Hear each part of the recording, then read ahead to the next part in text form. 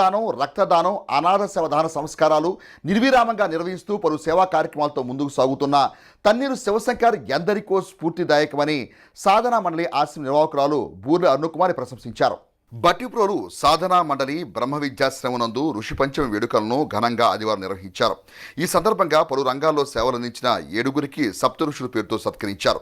ఇందులో భాగంగా తెనాలి పట్టణానికి చెందిన సామాజిక సేవకులు తన్నీరు శివశంకర్కు భరద్వాజ ఋషి పురస్కారాన్ని ప్రదానం చేయడం జరిగింది.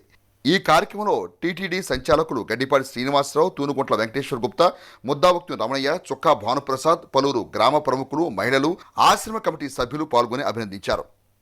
ఈ ఋషి పంచమి అనేది సామాన్యులకు పామరులకు కూడా ఏమీ తెలియనటువంటి విషయం. ఈ ఋషి పంచమిని ఇంత ఘనంగా నిర్వహిస్తున్నటువంటి నిర్వహణలు ఒక ఎత్తైతే మా చరిత్రలో చాలా ఎంతో గొప్ప విషయం.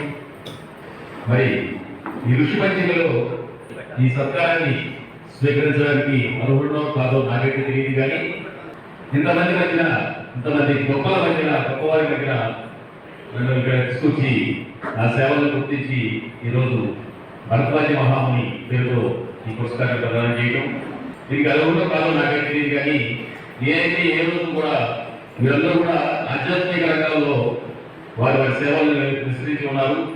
నేను మాత్రం సామాజిక సేవలోనే ఉన్నాను.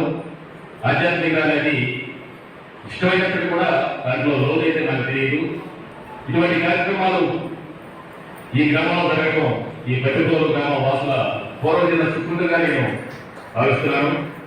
వాక్ ఓవర్ సవరణకు సంబంధించి